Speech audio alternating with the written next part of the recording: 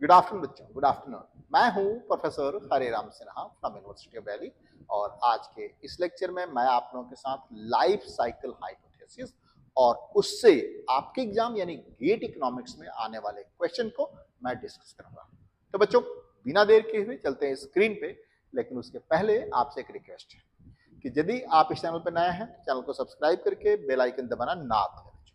Video को like and share भी जरूर करें। एक और इन्फॉर्मेशन मुझे आपको देनी है बच्चों, यदि आप NTA UGC NET JRF economics दिसंबर 2024 की तैयारी कर रहे हैं और आप चाहते हैं कि आपका जेआरएफ पहली बार में ही क्वालिफाई हो, तो आप मेरा बैच एक्सेलेंस बैच जरूर लीजिए बच्चों, एक्सेलेंस बैच जरूर लीजिए।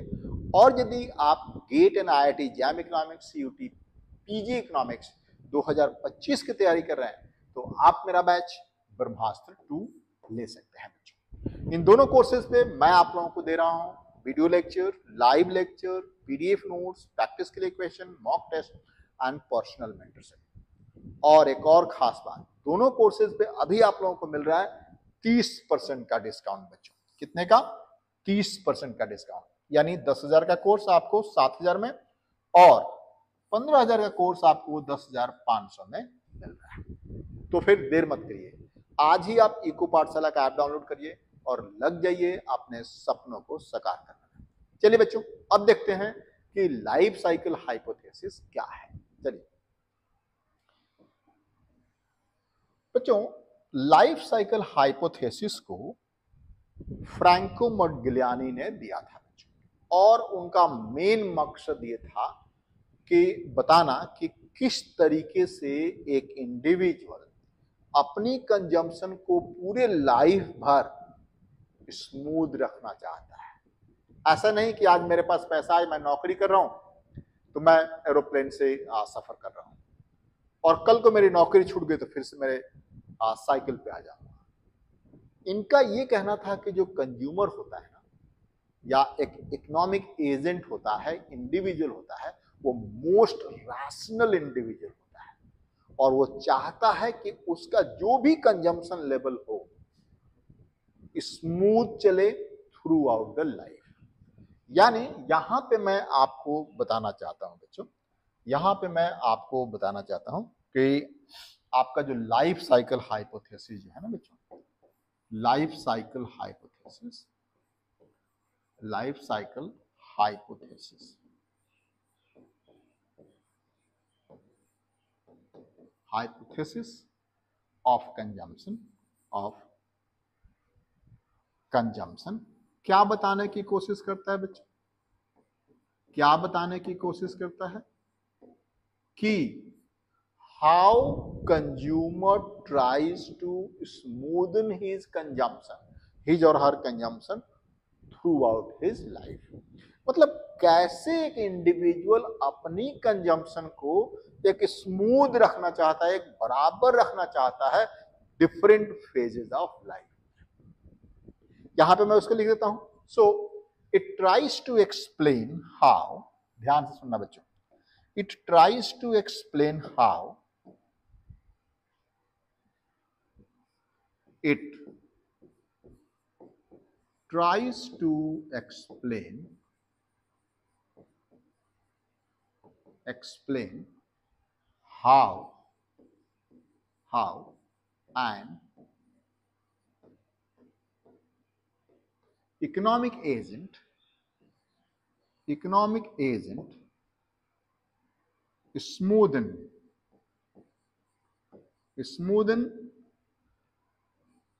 his or her consumption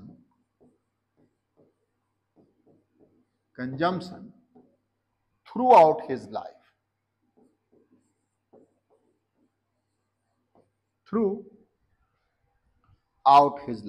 है ना बच्चों, थ्रू आउट हिज लाइफ। कैसे अपनी कंजम्पशन को स्मूथ करने की कोशिश करता है पूरे लाइफ में। जिस तरीके से मैंने आपको शुरू में बताया था बच्चों कि ऐसा नहीं कि आज हमारे पास इनकम है, पैसा है, कहीं से पैसा मिल गया तो मैं आज एरोप्लेन से चलने लगा और कल को नौकरी छूट गई कल को मेरा ये ऑनलाइन नहीं चला तो मैं साइकिल पे चलूंगा। उनके अनुसार कि जो कंज्यूमर होता है रैशनल होता है और चाहता है कि अपनी उसकी consumption through out the life smooth रहे, ठीक है ना। उन्होंने पूरे लाइफ को दो पार्ट में डिवाइड किया है, पूरे लाइफ को दो पार्ट में डिवाइड किया है। तो working age and retirement age जो लाइफ टाइम है बच्चों, उन्होंने क्या किया, लाइफ टाइम को उन्होंने दो पार्ट में डिवाइड किया। किसमें किया बच्चों, ध्यान से देखिएगा प्लीज। ये बिल्कुल मतलब जिस तरीके से आप अपनी भाषा में समझ जाए वही मैं आपको सिखा रहा हूं। लाइफ टाइम को उन्होंने पूरा वर्किंग एज यानी पूरे लाइफ को उन्होंने दो पार्ट में डिवाइड किया, वर्किंग एज एंड दूसरा क्या है बच्चों, रिटायरमेंट एज। रिटायरमेंट एज है ना बच्चों, एक वर्किंग एज और दूसरा क्या है, रिटायरमेंट एज। आप देख सकते हैं वर्किंग एज में बंदा काम करता है और उसकी इनकम आती है ना, मतलब जब तक वो काम करता है इनकम आती है और उससे अपना वेल्थ बनाता है। एंड रिटायरमेंट एज में उसके पास कोई इनकम नहीं आती है, जो पैसा होता है उसको वो डी सेव करता है, यहां पे वो सेव करता है, वहां पे वो डी सेव करता है, ठीक है। आगे देखिए, दूसरी चीज इन्होंने ये कहा है बच्चों कि मान लीजिए कि जब वो प्लान करना शुरू करता है तो उसके पास एक सर्टेन अमाउंट ऑफ वेल्थ होता है, ठीक है। तो उस केस में आप एक चीज मैं यहाँ पे और आपको बताना चाहता हूं बच्चों। एक तो ये पहला आपके पास वो था, पहला एजम्पशन ये था, और दूसरा एजम्पशन यहां पे मैं आपको बता दूं कि इंडिविजुअल या economic agent do not save for future generation, मतलब अपनी फ्यूचर जनरेशन के लिए वो कुछ सेव नहीं करता है। So do not save for future generation, do not save for future generation, अपनी फ्यूचर जनरेशन के लिए वो कुछ भी सेव नहीं करता है। इसका मतलब क्या है बच्चों, इसका मतलब ये है वो जो भी कमाता है, वो जो कुछ भी कमाता है अपने लाइफ पीरियड में खत्म करके चला जाता है ना, लाइफ पीरियड में वो खत्म करके चला जाता है, कुछ भी सेव नहीं करता है फ्यूचर जनरेशन। उसके लिए उसके लाइफ में कोई मतलब कंटिंजेंसी नहीं आती है, कोई अचानक से कुछ नहीं आता है। तो no saving for the future generation, no saving for the contingency purpose also. एक और एजम्पशन यहां पे देख सकते हैं आप लोग, नो सेविंग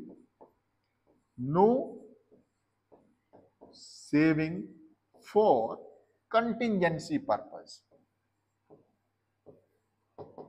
कंटिंजेंसी पर्पज मतलब अचानक से कोई काम आए उसके लिए वो कुछ सेव नहीं करता है। मतलब कि कल को क्या हो गया, कल को तबीयत खराब हो गई, उसको मेडिकल के लिए कुछ सेव नहीं करना है, किसी के लिए सेव नहीं करना, बस उसको कंजम्पशन पे खर्च करना है। वो बात अलग है कि मेडिकल बिल भी आपके कंजम्पशन में ही ऐड कर लिया तो बात अलग है, लेकिन अचानक वाली बात वो कुछ नहीं करता है, ठीक है। सो यहां पे तीन एजम्पशन आपके लिए बहुत इंपॉर्टेंट है बच्चों। पहला क्या है बच्चों, लाइफ टाइम को, पूरे लाइफ टाइम को उन्होंने दो पार्ट में डिवाइड किया, ठीक है। दूसरा एजम्पशन है कि वो फ्यूचर जनरेशन के लिए कुछ सेव नहीं करता है। एंड तीसरा है कि उसके लाइफ में इस तरह का कोई कंटिंजेंसी, कोई अचानक या कोई इस तरह का इमरजेंसी नहीं आता है। अब इन्हीं एजम्पशन के बेसिस पे मैं इसको वो करना चाहता हूं, एक्सप्लेन करना चाहता हूं। पहले आपको डायग्रामेटिक तरीके से एक्सप्लेन करूंगा, फिर एक्सप्लेन करूंगा अलजेब्रिक या फिर मैथमेटिक्स, फिर हम क्वेश्चन करेंगे, ठीक है। देखिए प्लीज, यहां पे जब हम बात कर रहे हैं बच्चों कि मान लीजिए कि ये एक पॉजिटिव क्वाड्रेंट है बच्चों, पॉजिटिव क्वाड्रेंट है, और यहां पे हम टाइम पीरियड ले रहे हैं। क्या ले रहे हैं बच्चों? Time period. और यहां पे हम ले रहे हैं क्या? यहां पे क्या ले रहे हैं बच्चों? कंजम्पशन। ठीक है बच्चों, saving, consumption, saving and the wealth, ये तीन चीजें भी ले रहे हैं, और भी कुछ ले सकते हैं, बट देखिए यहां consumption, saving and the wealth ये ले रहे हैं। आगे देखिए, अब मान लेते हैं कि ये आपका जीरो पीरियड है बच्चों, जीरो पीरियड। ठीक है, ये है आपका रिटायरमेंट एज, आर, इसको आर कहते हैं। और ये है आपका क्या बच्चों? एंड ऑफ द लाइफ, मतलब लाइफ एक्सपेक्टेंसी, इतना जिन दिन आप जिएंगे, तो इसको आप टी से डिनोट कर दीजिए। तो ये मैं इसको थोड़ा सा और यहां बता देना चाहता हूं बच्चों, this is what we called retirement age. क्या है बच्चों? ये रिटायरमेंट एज। ठीक है, मतलब यहां से लेकर के यहां तक वो काम करेगा, है ना। ये क्या है बच्चों? लाइफ एक्सपेक्टेंसी, मतलब इतने दिन तक वो इंडिविजुअल जिएगा। Expectancy, life expectancy and the retirement age. ये देखिए, अब जिस तरीके से मैंने कहा भी आपको कि वो यहां तक काम करेगा, और एक और चीज मैं आपको बताता हूं कि वर्किंग एज में वो जितना इनकम वो कमाता है, जितना अर्न करता है, उससे कम वो कंज्यूम करता है ना। तो यहां पे आप देख सकते हैं कि यहां उसकी कंजम्पशन है, और सेविंग जो है इसकी ये कंजम्पशन है, और इनकम आप उसकी यहां पे है बच्चों, इनकम यहां पे है, यानी consumption is less than income. Obviously कुछ ना कुछ वो सेव करेगा, और जो सेव करेगा वो एक्यूमुलेट होकर के वेल्थ बनेगा। तो जब तक वो काम कर रहा है बच्चों, जब तक वो नौकरी में है, जब तक वो वर्किंग एज में है, तब तक ये देखिए उसका वेल्थ बढ़ता है। ये है उसका वेल्थ बच्चों, यह है उसका वेल्थ। ठीक है, ध्यान रखिएगा। और ये है इनकम, जो कि यहां पे आकर के रिटायरमेंट एज पे आकर के रुक जाता है ना बच्चों। इनकम जो है, इनकम तो रुक जाएगा, जैसे वो रिटायर होगा उसका इनकम खत्म, फिनिश। मान के चलते हैं कोई पेंशन नहीं है ना, तो उसका इनकम खत्म। अब देखिए, लेकिन यहां पे आप देख सकते हैं बच्चों, ये देखिए उसकी कंजम्पशन जो है ना, वो तो यहां तक चलेगी, क्योंकि जितने दिन जिएगा उतना दिन वो कंज्यूम करेगा, करेगा ना। ये क्या है? ये उसका सेविंग है बच्चों, ये उसका सेविंग, ठीक है। लेकिन जैसे ही वो रिटायर हुआ, उसका वेल्थ कम होने लगेगा, डेफिनेटली कम होगा। तो वेल्थ उसका कम होकर के यहां पे आकर के जीरो हो जाएगा, यहां पे आकर के वो जीरो हो जाएगा, यानी वो कुछ भी नहीं बचा बाय द टाइम वो अपनी एंड ऑफ द लाइफ पे आया। जिस दिन उसका डेथ हो गया, कुछ भी नहीं बचा उसके पास। जो लाइफ में कमाया, सेव किया, वो लाइफ के एंड में जाकर के वो सब ने खर्च कर दिया। यही है इसका डायग्रामेटिक एक्सप्लेनेशन, कि जब तक वो रिटायर नहीं हुआ है, तब तक उसका इनकम है और उसका वेल्थ बढ़ रहा है। लेकिन जैसे ही वो रिटायर हुआ, उसका वेल्थ कम होने लगा, और टी पॉइंट पे आकर के, यानी एंड ऑफ द लाइफ पे आकर खत्म। क्लियर है? आगे बढ़ते। अब देखिए बच्चों, यहां पे इसी चीज को आप एक मैथमेटिक्स से आप देख सकते हैं, इसी चीज को मैथमेटिक्स से देख सकते हैं। Let W be the initial wealth, मतलब जब वो प्लान करना शुरू कर रहा है, उस टाइम उसके पास कुछ इनकम है, जिसे आप वेल्थ कहते हैं, W। So let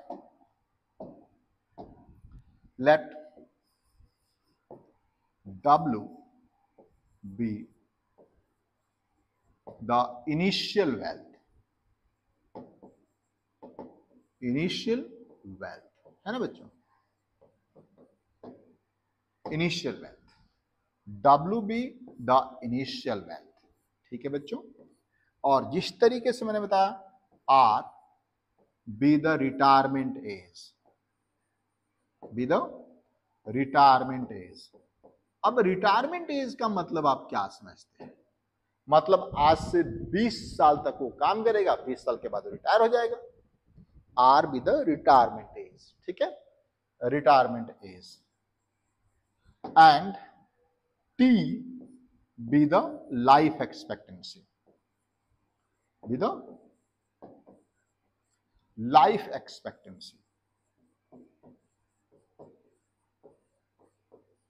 life expectancy. इन्हीं के बेसिस पे हम मैथमेटिकल तरीके से इसको हम एक्सप्लेन कर सकते हैं, ठीक है बच्चों।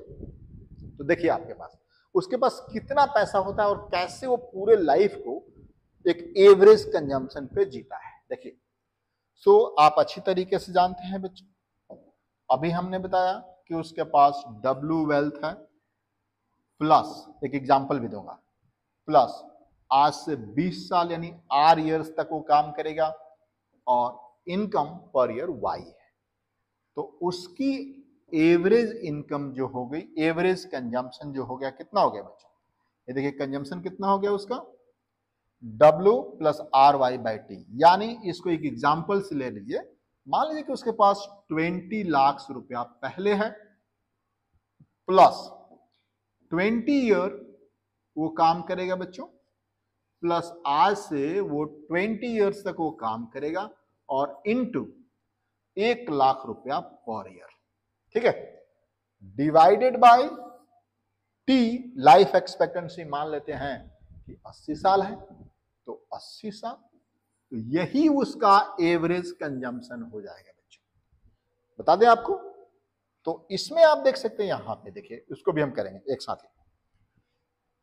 इसको आप इस तरीके से कर सकते हैं कि consumption is equals to W/T plus R/T into Y, ठीक है। ये W/T क्या है बच्चों और R/T क्या है, इसको देखिए। इसको हम इस तरीके से कर सकते हैं, 1/T of W plus R/T of Y, यही है कंजम्पशन। इसको आप इस तरीके से कह सकते हैं बच्चों कि C is equals to alpha plus beta Y।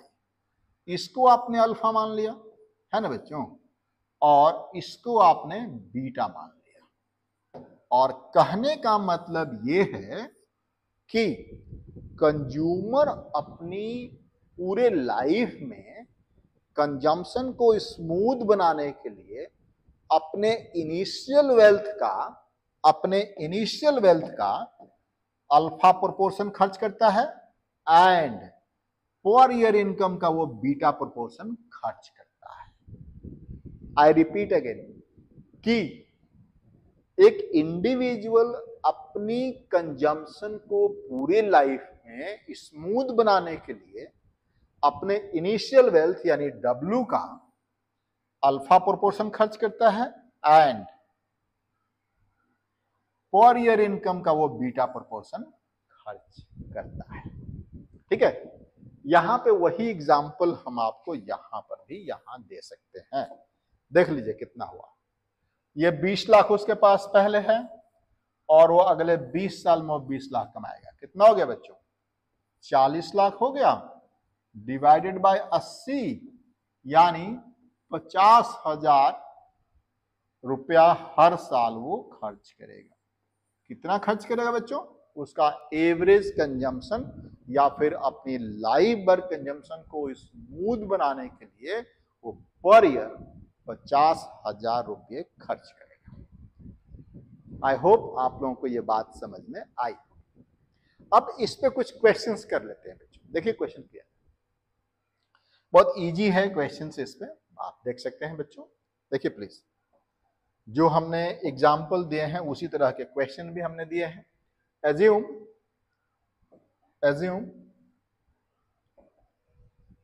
a consumer earn 30,000 annually, 30,000 per year काम कर रहा है 40 साल तक, ठीक है, और expect to live 40 years, 60 years. तो according to the life cycle hypothesis what is the optimal annual consumption? बड़ा सिंपल, इसमें तो कोई इनिशियल वेल्थ भी नहीं है, बड़ा सिंपल सा है। यानी 30,000, ये देखिए 30,000 इंटू 40, कितना हो गया बच्चों? 40 साल, 1,20,000, 12 लाख रुपए हो गया बच्चों। ये 12 लाख हो जाएगा ना ये?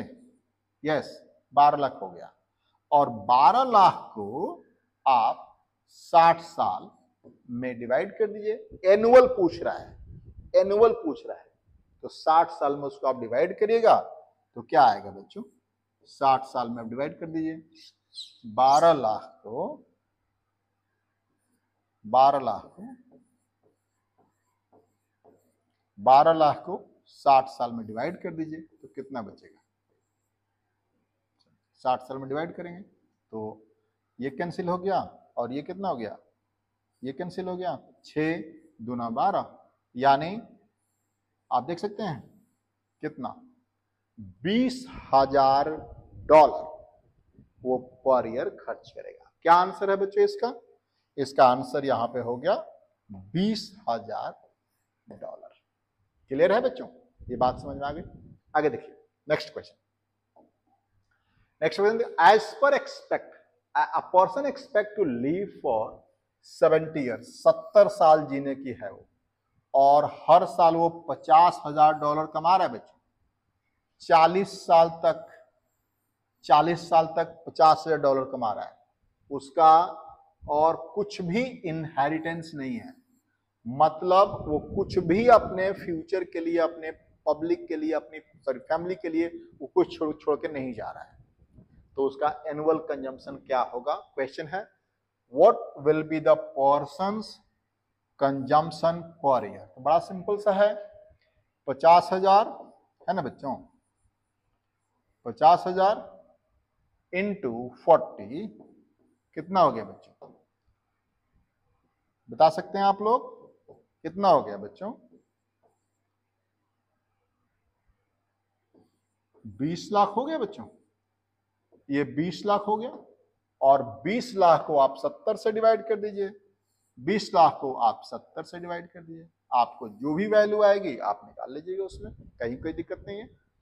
मतलब 50 इंटू 40, 20 लाख, और डिवाइड बाई 70, पूरे 70 सालों में ऑन एवरेज इस तरह खर्च करेगा। What is MPC? यहां पे एमपीसी पूछा जा रहा है, यहां पे आपसे अब एमपीसी पूछा जा रहा है कि एमपीसी क्या है, what is MPC?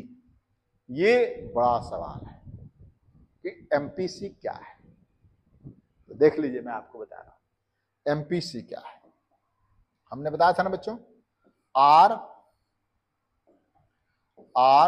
Y was, so R by T, R by T was the MPC।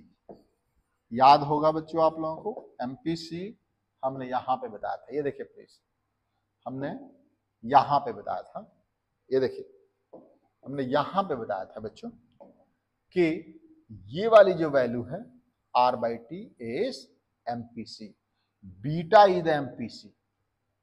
अब नहीं याद है तो एक बार फिर से बता देते हैं, ये देखिए प्लीज, यहां पे ये वाली वैल्यू ले रहे हैं, ठीक है ना, C equals to alpha plus beta Y. MPC क्या होता है? DC by DY is equals to beta ही तो बचेगा। बीटा मतलब R by T is the MPC, beta that is R by T is the MPC. ठीक है बच्चों, तो यहां पे हम बता रहे थे आप लोगों को, यही था ना? नहीं, दूसरा था, इसके पहले वाला, ये वाला क्वेश्चन था। तो आर कितना है बच्चों? आर उसका कितना है? जल्दी से बताइए, आर कितना है? कितने साल वो काम कर रहा है? 40 साल। 40 डिवाइड बाई 70, ये उसका एमपीसी हो गया बच्चों। 4/7 विल बी द एमपीसी। आप इसको कैलकुलेट कर लीजिए कितना होता है, वो आपको कैलकुलेट करना है। नेक्स्ट क्वेश्चन, क्वेश्चन नंबर 3 आपके स्क्रीन पे फिर से आप देख सकते हैं बच्चों। If consumer receive 1, 10, 100,000, 10,000, lakhs, 10 lakhs, 10 lakhs dollar wealth from his parents. एक इंडिविजुअल यदि अपने पेरेंट्स से 10 लाख डॉलर रिसीव कर रहा है एंड ये देखिए वेल्थ एंड लिव फॉर 80 साल तक जिएगा और खुद भी कमा रहा है, 50 साल तक वो कमा रहा है 40,000 डॉलर एनुअली, तो फिर उसका ये देखिए ऑप्टिमम कंजम्पशन क्या होगा, plan to spend their income क्या होगा। पहली बात तो ये है, तो पहली बात हम इसको इस तरीके से करेंगे बच्चों। ऑप्टिमम का उसके पास 10 लाख रुपए का तो पहला ही इनकम है उसके पास, 1, 2, 3, 4, 5 प्लस 50 साल तक वो काम कर रहा है। कितना में बच्चों, कितना उसको मिल रहा है, 50 साल तक काम कर रहा है, कितना मिल रहा है उसको, 40,000।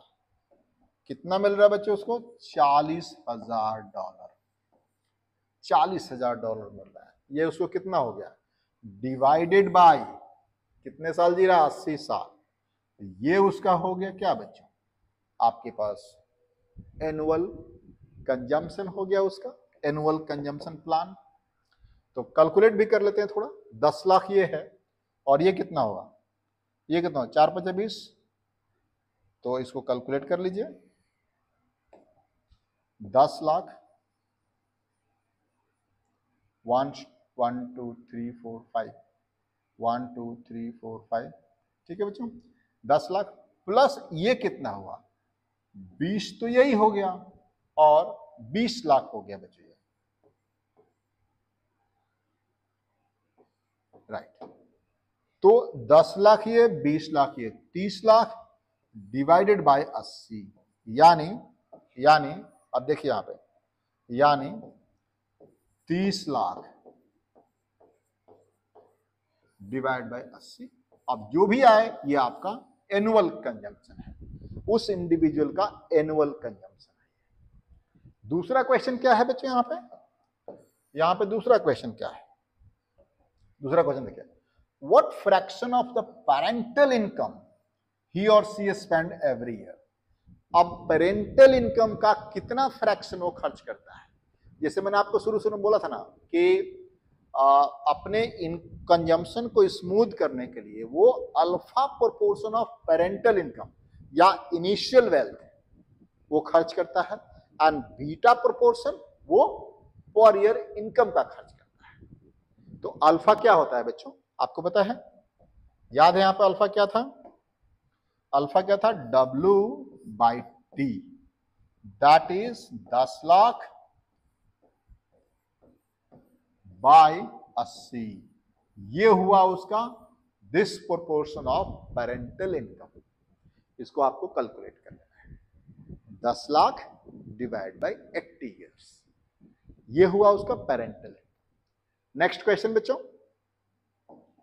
क्वेश्चन नंबर 4 आपके स्क्रीन पे, ये भी सेम क्वेश्चन है बच्चों। A person earn $60,000 for 45 year and expect to live 70 years. ये आपको खुद करना है, इसमें हम कुछ नहीं करेंगे बच्चों, ठीक है। मेडिकल एक्सपेंसेस भी है यहाँ पे, यानी इसको माइनस हो जाएगा, ये खुद आप खुद करेंगे। तो बच्चों आज के इस क्लास में इतना ही बच्चों। थैंक यू बच्चों, थैंक यू। और यदि आपको अच्छा लगता है तो आप मेरा उत्साह बढ़ाइए और अपने वीडियो को शेयर कीजिए, लाइक कीजिए और बेल आइकन को भी दबा दीजिएगा। थैंक यू बच्चों।